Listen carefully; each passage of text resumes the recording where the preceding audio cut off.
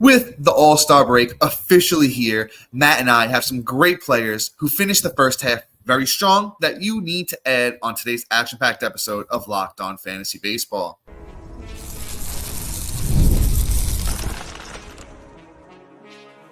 You are Locked On Fantasy Baseball, your daily fantasy baseball podcast. Part of the Locked On Podcast Network, your team every day. Hello, fantasy baseball fanatics, and welcome to the Locked On Fantasy Baseball podcast, brought to you by the Locked On Podcast Network, your team every day. As always, we're your number one source of fantasy baseball knowledge, and thank you for making us your first listen each and every day. I'm your host, Dominic Martino. You can find me on Twitter at DonMartinoFB. Here, as always, with my brother, my partner in crime, my co-host, Matthew Anay, and you can find him on Twitter at Matthew_Anay.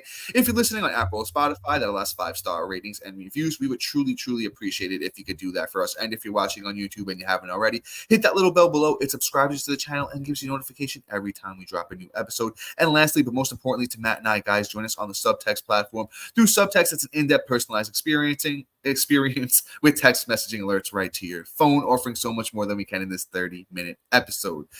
This episode of Locked On Fantasy Baseball is brought to you by Booking.com. Booking.yeah.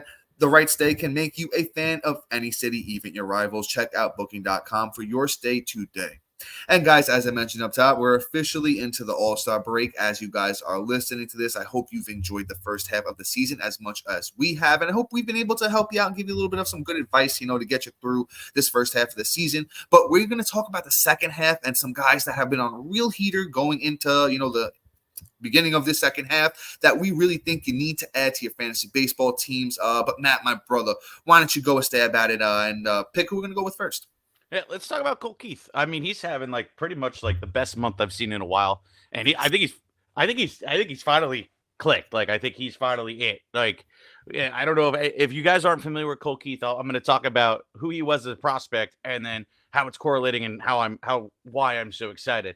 So in the minors in 2023. He had 507 at-bats. He had 88 runs. He had 38 doubles, 3 triples, 27 bombs, 101 ribs, 3 stolen bases, 60 walks to 121 strikeouts, batted .306, an OBP of .308, a slug of .552, and an OPS of .932. The dude has some serious power. He is somebody that is going to have great plate discipline and be great in both formats, whether it's points or roto categories, whatever you're playing in, because of the plate discipline and the fact that he walks about 50% of the time, plus all those doubles and triples. He's already started this season. He has 9 on the year. And this last month alone, he has 5. And actually, no, he has 5 in the last 2 weeks and 7 over the last month. And this is Colt Keith of the Detroit Tigers. His second and third base eligibility. He is 53% owned. And I'm really excited for him. I'll be straight up. Colt Keith has a lot of things going on for him, even though the underlying stats I don't think are doing justice, because it's a full season quantification of what he's doing versus what he's done over the last month. You can't get that right now. And I think that in another couple of weeks after we return from the All-Star break, the hard hit percentage is going to go up. We're going to see, barreling going up. We're going to see, the launch angle go up. And I think in total, this kid is turning a true corner for a true breakout for this whole second half. So if you can, I'd go out and try and acquire him. If he's out there and available, I'm going to try and add him immediately. And quite honestly, too, this is probably the best time to go because they think they're selling high on him, but they're not going to be asking for, a serious price yet because it's only been going on for a month. So you might be able to sneak him in there and be like, okay, cool, let me get that. And it's not going to be much. And if he's out there, that's an instant add. Pause the podcast and add him now because Colt Keith at 53% owned. I say by the time we're in the first week of August, he's going to be about 75 to 85% owned. Colt Keith is going to be amazing. And the Detroit Tigers are going to be very good with him and Green leading the way. Yeah, man, I'm right there with you on Colt Keith. I feel like we've talked, if you guys are avid listeners, we've been talking about Colt Keith. Honestly, probably since the end of last year when he was really getting it going in the minors. And Matt, great breakdown on him. Just going to add a little bit of my 2 cents to it. Even over the last 2 weeks, he's hitting .381. Colt Keith was a top 10 prospect in all of baseball coming into the year. And, as Matt said, it just has really clicked for him. I think Colt Keith and Jackson Merrill are 2 bats, rookie bats that we're going to be drafting very high coming into next year, especially Colt Keith with his eligibility is very, very enticing. Still can't understand why he's so lowly owned. We need to get that up way, way higher. But, Matt, great take on Colt Keith. I really don't have too much else to add to that. Let's move on. Let's go from a young hitter to a veteran hitter. Let's talk some Eugenio Suarez. Eugenio Suarez got off to a real slow start to the year with those Arizona Diamondbacks who acquired him in the offseason.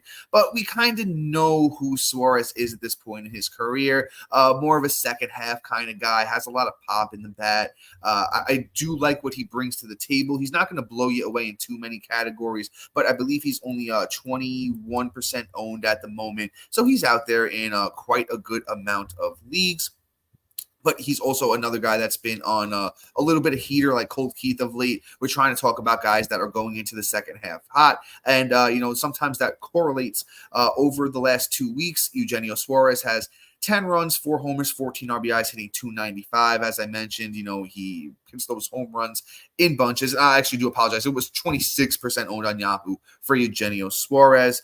In his last game, he had a home run. He's been hitting 7th, but a guy I could see moving up in that Arizona Diamondbacks lineup to maybe like 4th or 5th, where those RBIs can go up even more. And like I said, we kind of just know who Suarez is in his career.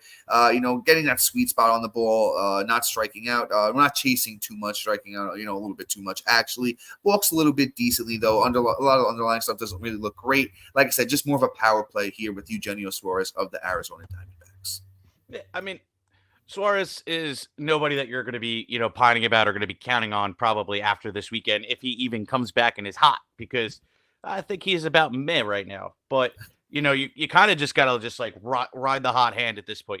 If you're smart, you have this week as 2 weeks, then, you're going to want to see if you could stream him, see what it's going to be like coming back. I think Thursday or Friday, whenever games start again, and see, okay, cool. Like, is he going to keep it up? And then, I'll start him that next one and kind of ride that hot hand until it kind of falls off, and that's whatever. But great take, Dom. We don't have to spend too much time on him because in my mind, he's really not that relevant for long win. Same thing with this next guy here, Harrison Bader. I've never been a fan of Bader, but right now when he's on a heater, and this is against the grain for all Yankee fans. Apparently he was going to be, the second coming of anybody, probably, but especially to Boone, but whatever. Bader is somebody that's whatever, but he's had a great week. Bader is playing for the Mets. He's about 17% owned, and he has on the last week 6 runs, 2 bombs, 4 ribs, batting .381. He checks all the boxes for a streaming guy, right? Somebody that is pretty hot. Somebody that's gonna, produce, get you batting average, and possibly, chip in some counting stats. Next weekend's crucial. If you have the long week, which you should, and I'll keep saying that because I'm poking at you guys who don't have that. You're gonna need a little edge, especially if you're down in the count right now. And this could be a turning point for you. Adding Bader might be just a quick little fix for the weekend that could push you over that threshold. Yeah, man, I like Hader probably just a little bit more than you do. Like, I agree in the sense that he's not like a league winner type of guy, but Bader's got power and speed, not in bunches, but on the year already through 83 games and 260 at-bats. He has 8 home runs and 13 steals. You pace that out, you're looking at a guy almost 30 steals with, almost 20 home runs. Batting average, Bader's career 247 guy. So if he hits anywhere from, 250, in a good year, he hits around, 260 plus-ish. That's what we're probably going to get from him. The counting stats on that Mets team. Where's he been hitting? I think he's been hitting 9th, if I remember correctly. Yeah, he's been hitting 9th of late. Actually, not a horrible spot to get the runs. So, in a dream scenario, you're getting runs, you're getting homers, you're getting steals, you're getting average. At 17% owned for Harrison Bader, once again playing for those New York Mets now, I don't see why he shouldn't be at least like 50% owned. We got those 5 outfielder leagues. If you need just power and speed, he can do that for you, and he could help in the runs department and batting average on occasion. So I do like me some Harrison Bader, when it comes to grabbing somebody, on speculative ad going into the All-Star break. But guys, coming up next, we are going to talk about a couple of Oakland Athletics, and then we are going to move into the pitchers half of the episode. And once again, that is coming up next.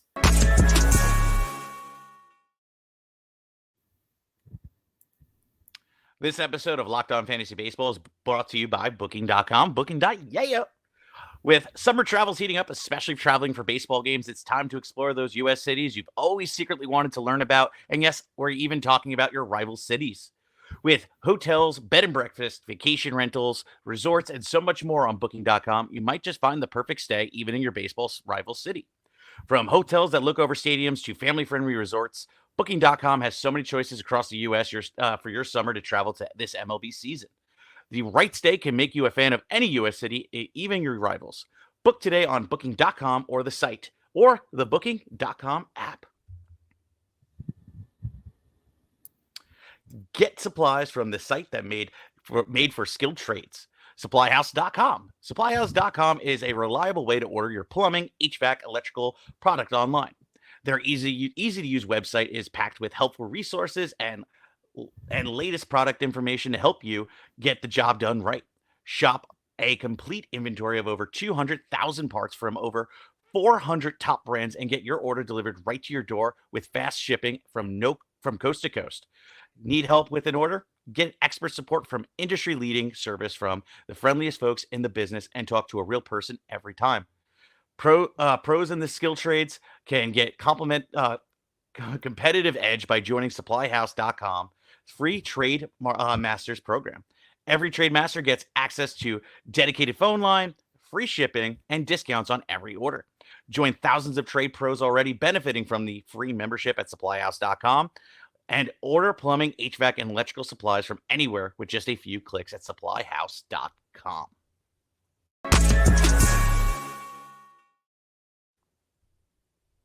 Are you watching Fox Sports and ESPN on your TV all day? Have you had to turn down the volume with all that shouting? Make the switch to Locked On Sports today, a free 24/7 streaming channel brought to you by to bring you the biggest stories without all that screaming. Locked On Sports Today brings you can't miss analysis, opinions, and news streaming 24/7 on YouTube or free on the Amazon Fire TV channel app. Part of the Locked On Podcast Network, your team every day. Introducing the Locked On Fantasy Baseball Podcast Diamond Club on Subtext, your ultimate fantasy baseball companion. Rely on our dynamic content this season and get real-time alerts right to your phone, including waiver wire rankings, instant call notifications, and injury reactions, and a whole lot more. Stay ahead of your fantasy leagues by joining the Diamond Club on Subtext, where your path to victory begins. Subscribe now and elevate that fantasy baseball experience to new levels, and new members get a free 2 weeks. So check us out. I promise you won't want to leave. And the link is in the description below of both the podcast and the YouTube. So check us out and make sure to subscribe.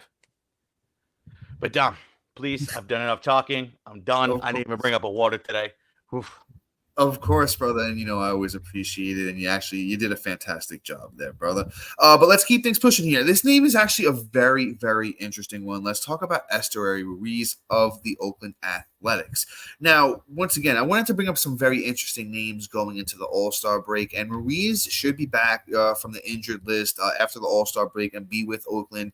And Ruiz has game-changing speed. Last year in the majors, 132 games with Oakland, Ruiz stole 67 bases, and that was 449 bats. The speed is real. Last year, Ruiz was in the 97th percentile when it comes to sprint speed, so it is very, very legit. But Ruiz is only 25 years old. And if he ever gets it, if he ever really figures it out, there is another level here. I don't know if it comes this year. I don't know if it ever comes. But Ruiz has some really great seasons in the minors. In 2022 in the minors, Ruiz had 114 games played, 437 at-bats, 114 runs, 33 doubles, 2 triples, 16 homers, 65 RBIs, 85 steals, and hit .332 with 66 walks to 94 strikeouts. He also has another season in the minors in 2018 with 49 steals. So the speed is very legit. There's a little bit of power in that bat, not major power, but maybe in a good season we could see like 10 home runs. So I really do like Esteury Ruiz, even if it's only for the steals potential. And by the way, in his rehab assignment in the minors, it's been 14 games this year, 51 at-bats, 9 runs, 4 doubles, 3 homers, 12 RBIs, 8 steals, and he's been hitting .353. So Esteury Ruiz of the Oakland Athletics is 21% owned on Yahoo, and I think he is definitely at least worth a speculative ed going into the All-Star break. And even if you have the room on your IL, he's still on the IL at the moment, so you can stash him there for now. I don't know if I'm going out and stashing him. Like if he comes back and he's out there, I might add him, especially if I'm in like a roto league where I'm behind in the stolen base category. He may be worth it. Man, way to blow my optimism there. I mean, you're a Ruiz truther, and where I am not. You had me bought in. I'm just busting your chops. Yeah, you had me bought in though when he was on the Padres, but then we just never see anything came to fruition. The underlying stats say otherwise, but again, it's an intriguing speculative ad, right? Like the stolen base, is kind of like a baseline, right? As long as you don't mind losing out on the batting average, which I don't think Yeah. is real, and you just literally just add him for the stolen base ability, then yeah, I could completely understand. But he's more of like a 15-man head to head or a full blown roto. I wouldn't add him in points. I wouldn't add him in category head to head leagues. Like again, unless you're in those deeper leagues. But roto, he could be seriously benefit. He has the ability to just take that category and get you a real comeback. So that's where Ruiz is kind of valuable for me. Other than that, I really ain't touching him in shallower leagues like 10 or 8-man leagues or even 12-man leagues. I would really have to be desperate. So anyway, that's Esteury Ruiz. I think I'm going to move on to the other Oakland Athletic, and that's Zack Gelof, somebody that I was truly excited for this season about because I really saw a path to where he could be truly, truly great. And Gelof hasn't really been that great, but I think there's a bounce back coming. This last 2 weeks, 9 runs, 3 bombs, 8 ribs, 2 stolen bases. The batting average has left more desirable at 214. Now, I think that there's going to be a return where we see about 240, 250 by the end of the season. I think that there's better times to come, but the power is there. He can steal bases. He is pretty fast, especially when you look at Gelof's, sprint speed, 86th percentile. And, the underlying stats aren't great either. But again, it's quantifying the whole season, not this last couple of weeks. The guy is making hard contact. He's doing great things in those regards. And I just think that there's better times to come. Now, I'm not going out and saying this is a sure and lock the loaded, thing. But what I am saying is, he has elite max EV at 109. His average exit velocity is 89.8 miles per hour.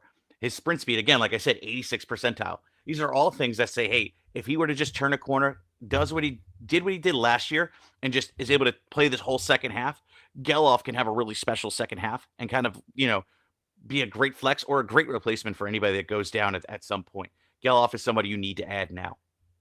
Yeah, I like me some Zack Gelof too. I really wasn't as high on him as the industry was coming into the year. I kind of saw the holes, what we're seeing right now, especially when it comes to batting average. But I do like Zack Gelof because you get the power, you get the speed. If you could take the lumps in the batting average department, he's benefiting you in the other categories. Even though playing for Oakland, the counting stats really aren't fantastic. I think the second half could be better when it comes to, batting average. If he does, as Matt said, finish the year around like 230, 240, I could see that. That means he probably hit, 250, 260 the rest of the way, which is definitely possible. They've been jumbling him around in the batting order, though. I would really like to see him find a spot. I know he actually hit Zack Gelof once again, second baseman, Oakland Athletics, as we were talking about. He actually hit second on July 13th, and he homered. That was actually his last game. Looks like he's back to 7th in the lineup today on July 14th as we're recording this. But I would love to see him get that spot. It looked like he was a little bit comfortable there. There's been some big games of late for Gelof. On July 9th, he went 3 for 4 with 2 runs, 4 RBIs, and a homer. So better days ahead. Zack Gelof is 45% owned on Yahoo. At second base, I think we could do a lot worse. So let's go out there and pick him up. And let's sneak in one pitcher here for you guys real quick. Let's talk about Brandon Pfaadt. Brandon Pfaadt is somebody who is a little bit more highly owned than we normally talk about here. But once again, I wanted to bring up some names that we haven't talked about too much, and guys that I think are interesting for the second half. So Brandon Pfaadt on Yahoo is 65% owned. Really good numbers on the year. 19 starts, 4 wins, 3.97 ERA, 1.16 WHIP, 113 innings pitched, 104 strikeouts. I think Brandon Pfaadt has genuinely found what works for him, and it's not necessarily being the strikeout guy that he was in the minors. Right? In his last start against Atlanta, 6 innings, only 4 strikeouts, no earned runs, 0.5 WHIP. His last, honestly, 3 starts have been pretty good. He's, it takes his lumps and bumps. Kind of reminds me of another former Diamondbacks pitcher in Robbie Ray, where maybe the strikeouts aren't going to be very Robbie Ray-ish, it doesn't look like, but he's going to have an inflated ERA. The whip's going to be a little bit better, and does have that strikeout upside. There's starts, on back in April, had an 11 strikeout game. In May, had a 9. In June, had an 8. Beginning of June and the end of June, had a couple 8 strikeout starts. So there is a world where Brandon Pfaadt can be that strikeout guy, but I don't know if it's going to be on a regular basis. But I really do like the young pitcher that Brandon Pfaadt is becoming. And I think he's a guy next year that might not have that big hype behind him, where you might be able to get him as maybe a 50, 60 starting pitcher, where he has the upside if those strikeouts do come along eventually, because he's still very young, where he could finish the year next year as a top 30 starting pitcher. But let's grab him this year. I think he's going to finish out the end of the year strong. Once again, Brandon Pfaadt, Arizona Diamondbacks starting pitcher. Yeah, I completely agree with everything you said. I actually really don't have anything to add other than the fact that I like the talent and the prospect pedigree. So I'm buying the whole this whole performance as we speak. So great take, Dom. I don't really need to anything. And guys, coming up next, we have a bunch of great names. We got a whole bunch of pitchers that you're going to want to stick around for that could possibly give you the edge this weekend.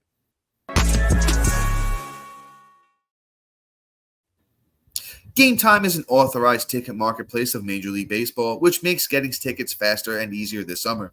Prices on the Game Time app actually go down the closer it gets to first pitch, with killer last-minute deals, all-in prices, views from your seat, and their lowest price guarantee. Game Time takes the guesswork out of buying MLB tickets this summer. Last-minute deals save up to 60% off last-minute for sports, concerts, and comedy and theater near you. With Game Time's flash deals, save even more with exclusive in-app deals on select seats ahead of the game or event. With Game Time's zone deals, you save even more when you choose a section and let Game Time choose the seats. With Game Time's all-in pricing, you toggle this feature and it shows you the total upfront with no surprise fees at checkout. With Game Time, you get seat views that give you a panoramic view from your seat in the app before you buy. And with Game Time's lowest price guarantee, Game Time will credit you 110% back of the difference. And then Game Time also has some of the best ticket coverage, that when your purchase is covered with the most flexible customer service policy in the ticketing industry. And that is so important, guys, when it comes to buying tickets, because sometimes, things don't always work out and you want to call up, you want to get somebody on the phone, talk to them. And with Game Time, they have that. So take the guesswork out of buying MLB tickets with Game Time. Download the Game Time app, create an account, and use the code LOCKEDONMLB for $20 off your first purchase. Terms apply. Again, create an account and redeem the code LOCKEDONMLB for $20 off. Download Game Time today. Last minute tickets and their lowest prices always guaranteed.